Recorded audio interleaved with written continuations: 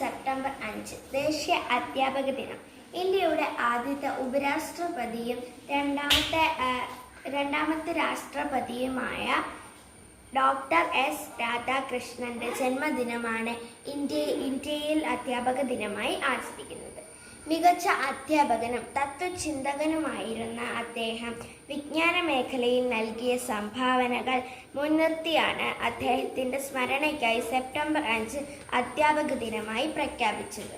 അക്ഷരങ്ങളുടെയും അറിവിൻ്റെയും വെളിച്ചത്തിലേക്ക് നമ്മെ നയിക്കുന്ന പ്രിയപ്പെട്ട അധ്യാപകരെ ഓർക്കാനും അവരുടെ സേവനങ്ങൾക്ക് നന്ദി പറയുവാനുമാണ് ഈ ദിനം ആചരിക്കുന്നത്.